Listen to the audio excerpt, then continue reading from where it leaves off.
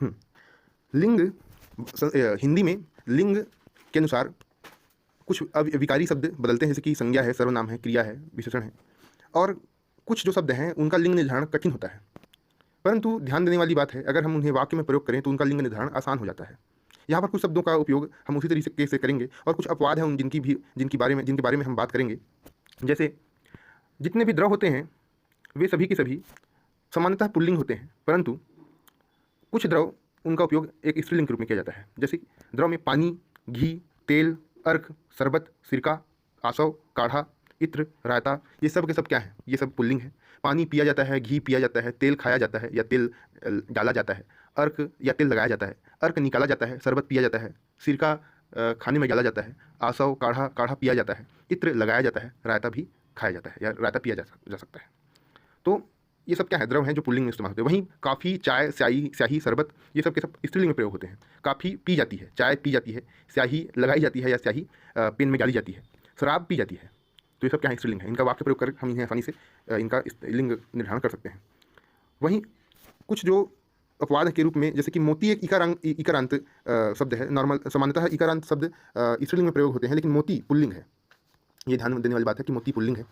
वहीं इकारांत संज्ञाएं जैसे कि नदी, चिट्ठी, रोटी, टोपी, उदासी, सब के सब स्त्रीलिंग होते हैं।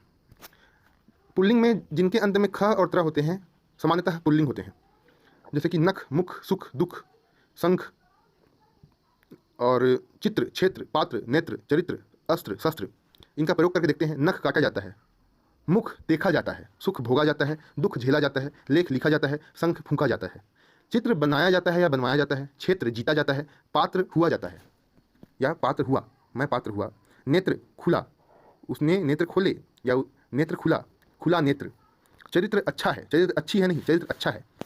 जिनके अंत में नान तो हो वो भी पुल्लिंग होते हैं, जैसे कि पालन पोषण, पालन किया, उसने मेरा पालन किया, उसने मेरा पोषण किया।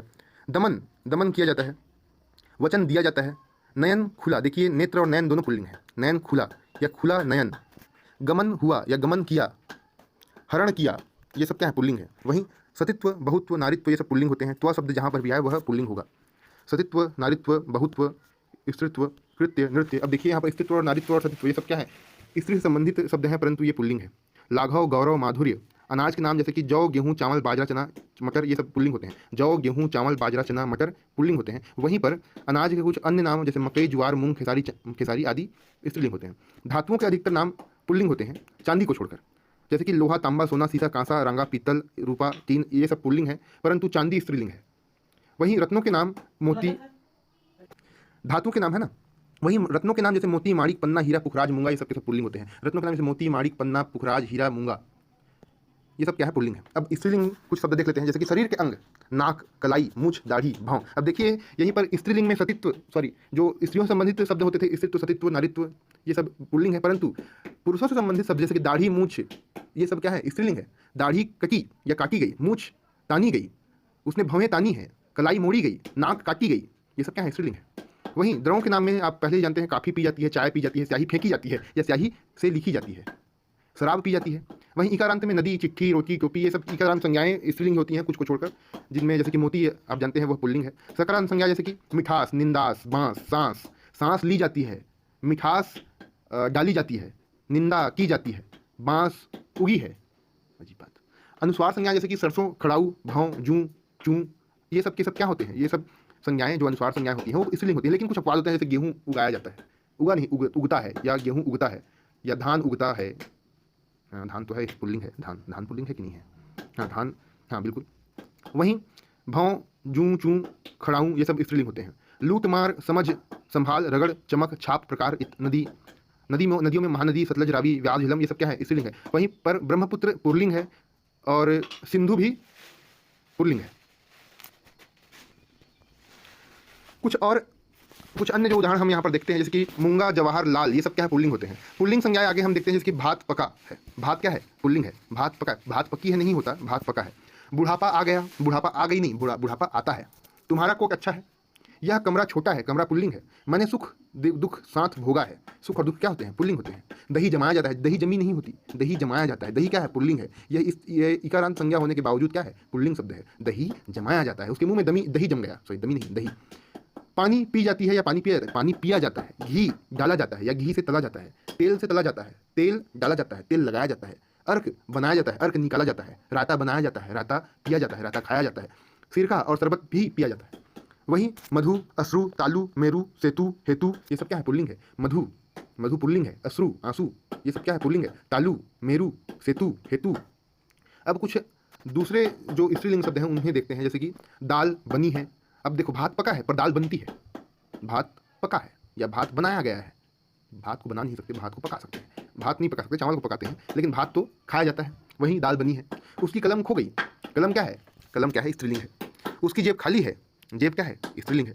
यह पुस्तक अच्छी है। किताब और पुस्तक दोनों क्या है? स्त्रीलिंग है। वहीं प्रार्थना, वेदना, प्रस्तावना, रचना, घटना, ये सब ना से अंत होने वाले स्त्रीलिंग होते हैं। वहीं दया, माया, कृपा, लज्जा, क्षमा, शोभा। एक बार इनका वाक्य प्रयोग करते हैं। प्रार्थना की जाती है, वेदना सुनी जाती है, प्रस्तावना रखी जाती है, रचना की जाती है, घटना घटती है। दया में दया नहीं आई, उसे दया नहीं आई। माया की जाती है, कृपा की जाती है, लज्जा की जाती है, क्षमा दी जाती है, शोभा नहीं आती है। वायु, रेणु, रज्जु, जानू, मृत्यु, ये सब के सब स्त्रीलिंग है। जैसे कि वायु, तेज वायु या वायु चली। रेणु, रज्जु, ज्ञानू, मृत्यु, मृत्यु आई, तुम्हें मृत्यु आ जाए या तुम्हें मृत्यु आ गई।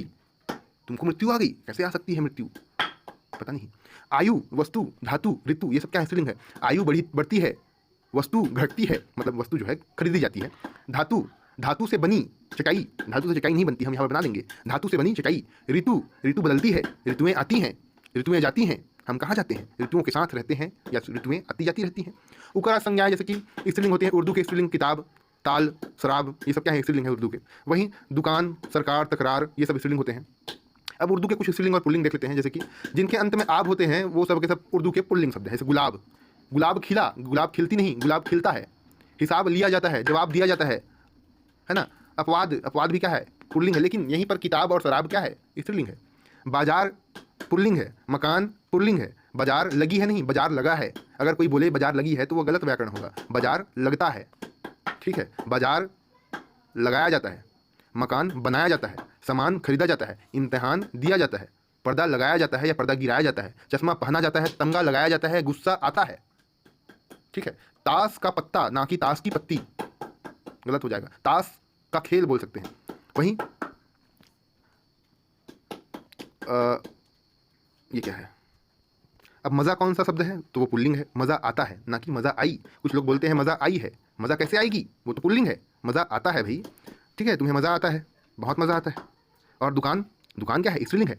अब देखो स्त्रीलिंग संज्ञाएं कौन कौन सी हैं जो उर्दू से आते हैं। किताब है, ताल है, शराब है, दुकान, सरकार, तकरार। जैसे सरकार गिर गई, सरकार गिराया नहीं जाता है, सरकार गिराई जाती है। दुकान लगाई जाती है, तकरार की जाती है। गरीबी झेली जाती है, गर्मी सही जाती है, सर्दी लगती है, बीमारी होती है, ठीक है। तो ये सब क्या है? स्त्रीलिंग है। हवा चलती है, दवा ली जाती है, सजा होती है। दुनिया पित्तल की, दुनिया पित्तल दी, मतलब दुनिया क्या है? स्त्रीलिंग है। ये दुनिया पित्तल दी, यहाँ पर दी शब्द नहीं होगा, लेकिन दुनिया क्या है? दुनिया बहुत बड़ी है, दुनिया बड़ी होती है, दुनिया बड़ी है, दुनिया बड़ा है नहीं, दुनिया बड़ी है। सुबह होती है। अब कुछ दो तफ़ैल, तफ़ैल मतलब ये प्रत्यय होते हैं, जैसे कि तस्वीर बनाई जाती है, तामील ली जाती है, जागीर मिलती है। अब हकारान संज्ञाएं जैसे कि उर्दू की राह, राह मिली, तुम्हें कौन सी राह मिली? राह मिलती है, आह निकलती है, सलाह दी जाती है, सुलह होती है।